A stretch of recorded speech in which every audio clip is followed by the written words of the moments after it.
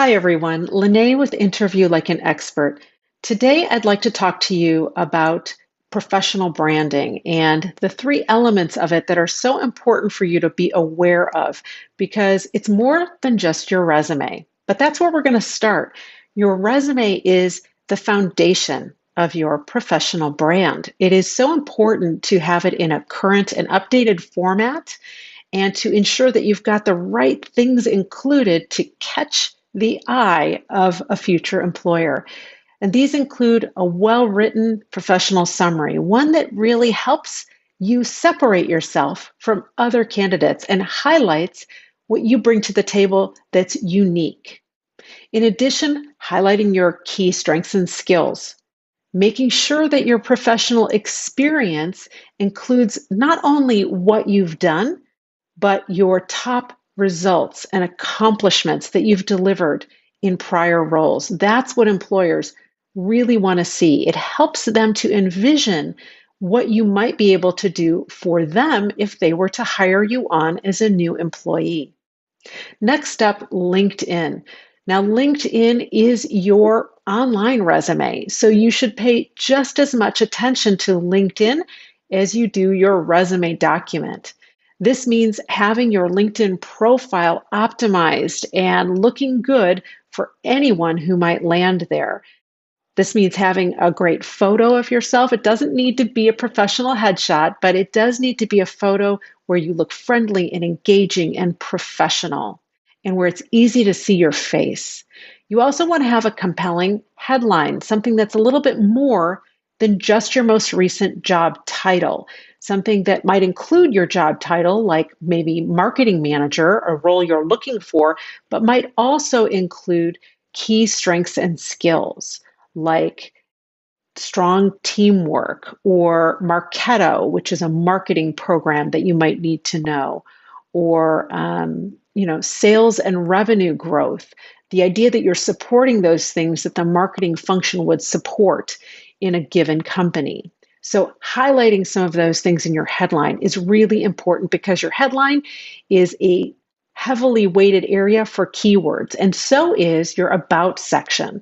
So I encourage you to write up a little piece about yourself. And, LinkedIn is just like other social media these days. It's gotten more like other social media. It's a little bit more casual and conversational.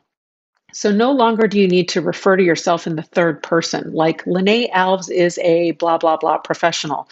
Now you could just say, I am a blah, blah, blah professional, and here's what I do, and here's what I'm passionate about, and here's what I love doing, and here are some of my key skills and strengths. Again, that about section is keyword weighted, so making sure that you've got some good content in that area, really important. And in addition, just like on your resume, your professional experience should be completely built out on LinkedIn, not just your titles and years that you've been at companies. You should have all the same content on LinkedIn that you have in your resume.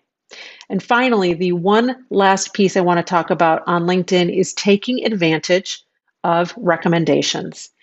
If you are looking for a job or getting ready to look for one, I want you to make sure that you have at least two more recent recommendations. This would be within the last year.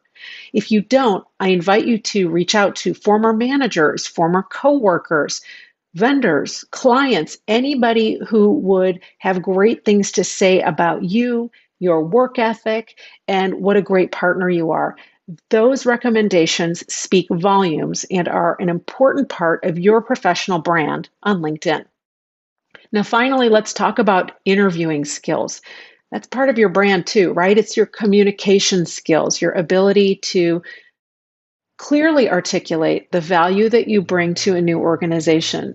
So I want you to really think about that. That's part of what you're presenting. So practicing answers to interview questions out loud, a really good technique to help you to be ready for when you're actually in that interviewing hot seat. You'll have practiced these answers and it'll be a lot easier to recall them and to speak those words more comfortably if you've practiced them prior to an interview.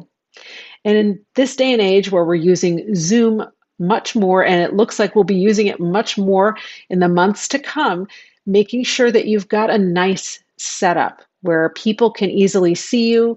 It's a clean space, making sure that, again, you're well lit. There are some really inexpensive lights that you can buy that can clip onto a laptop or be propped up next to your desktop computer to help you have a better look on camera. That's really important these days.